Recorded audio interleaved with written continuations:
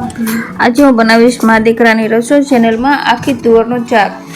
જો તમે તુવરને રાતે પલાળીને રાખી દીધી હતી અને આ તુવર પલાળી તે વખતે મેં આમાં નાખ્યું હતું 2 ચમચી નમક અને તુવર સારી એવી પલળી ગઈ છે। આપણે ધોઈ નાખશું એને હવે।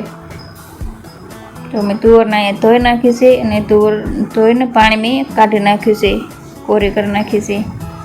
જો કેટલી સરસ પલળી ગઈ છે, એકદમ મોટો દાણો થઈ ગયો છે પલ્લીને। અને આજે હું બતાવીશ કે આપણે તુવરનું શાક છે ને ગ્રેવી બનાવવું ને એવું જ બનશે, પણ આપણે ગ્રેવી નથી બનાવવાનું। એના માટે આપણે લઈશું 1 મોટી વાટકી કાંદા અને 1 મોટી વાટકી ટામેટાં। અને તુવરનું શાક બહુ જલ્દી બની જાય છે, આપણે પલાળેલું હોય ને આપણે એટલે આમાં કાંદા અને ટામેટાં વધારે લેવાના, બહુ સરસ લાગે છે।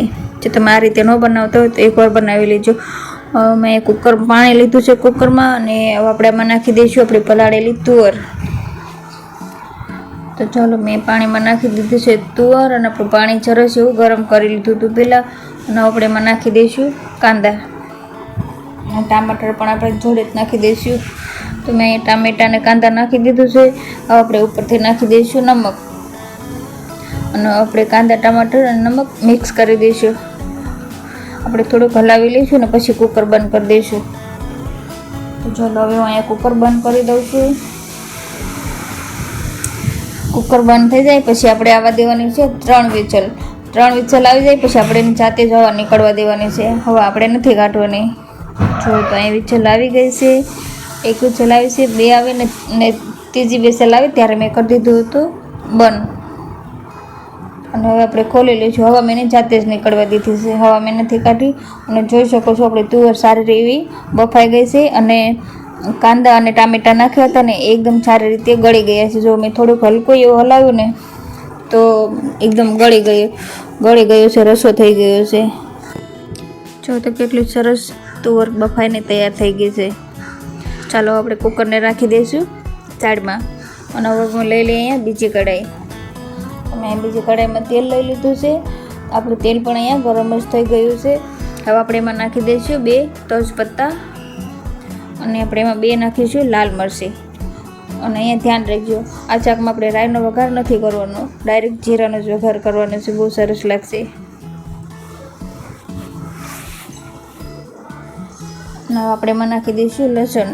લસણ મેં વધારે લીધું છે, આ તુવરની શાકમાં લસણ બહુ સરસ લાગે છે, થોડુંક વધારે પડતું હોય તો બહુ જ સારું લાગે છે। જો તમે આવી રીતે આ શાક ન બનાવતા હોય ને તો એકવાર બનાવીને જોજો। હવે આપણે નાખી દઈશું ઝીણી કાપેલી ડુંગળી ને એને પણ આપણે હલકી એવી લસણ હારે મિક્સ કરી દઈશું ને થોડુંક હલકું એવું થોડુંક આપણને લાગે ને કે આ વઘાર સારો થયો છે ને આપણી ડુંગળી છે ને એ થોડીક ગળી ગઈ છે ત્યાં સુધી આપણે એને ધીમા ગેસ ઉપર પકાવીશું।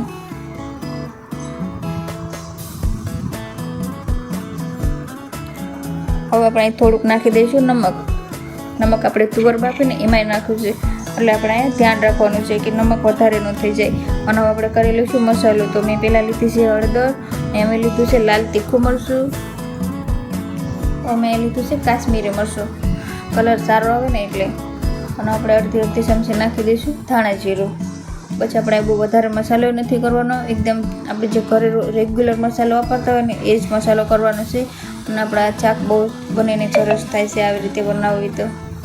આપણે બધો મસાલો મિક્સ કરી દીધો છે શાકમાં વઘારમાં અને હવે આપણે એમાં નાખી દઈશું તુવર નાખવાની છે, બસ આપણે ધીમા ગેસ ઉપર થોડુંક પકાવી લઈશું પહેલાં આપણે। અને ગેસ આપણે ધીમો રાખવાનો છે અને આપણે અહીંયા છોડવાનું નથી, હલકું આપણે હલાવતા રહીશું ધીરે ધીરે। હવે આપણે એમાં નાખી દઈશું આપણે બાફેલી જે તુવર હતી ને એ નાખી દઈશું, આપણે શાકમાં મિક્સ કરી દઈશું। ચાલો તો આમાં શાકમાં તુવર નાખી દઉં ઘરમાં અને જો આપણે તુવર એ એકદમ મસ્ત બફાઈને તૈયાર થઈ ગયેલી જ હતી।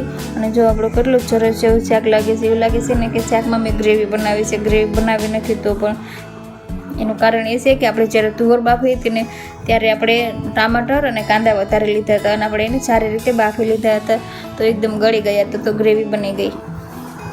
ગ્રેવી બનાવવાની જરૂર પણ નહીં પડી। અને હવે આપણે એને 2 થી 3 મિનિટ જેટલું ઢાંકીને રાખી દઈશું। 2 થી 3 મિનિટ પછી જો આપણું શાક બનીને તૈયાર છે અને મેં અહીંયા ગેસ બંધ કરી દીધો છે અને અમારું શાક બનીને તૈયાર થઈ ગયું છે। જો લાગે છે ને કે મેં શાકમાં ગ્રેવી બનાવી છે, ગ્રેવી નથી બનાવી તો પણ એવું શાક સરસ બનીને તૈયાર થયું છે. આ શાકને આપણે ગરમ ગરમ ભાખરી હારે, ગરમ બાજરાના રોટલા હારે, જુવારના રોટલા હારે અને ઘઉંની રોટલી હારે બહુ સરસ લાગે છે. અમે ઉપરથી નાખી દીધા લીલા ધાણા અને તો અમારું આ ગુજરાતી આખી તુવેરનું શાક બનીને તૈયાર છે. તો તમને મારો આ વિડીયો પસંદ આવ્યો હોય તો મારા વિડીયોને લાઇક, શેર, સબસ્ક્રાઈબ જરૂરથી કરી દેજો.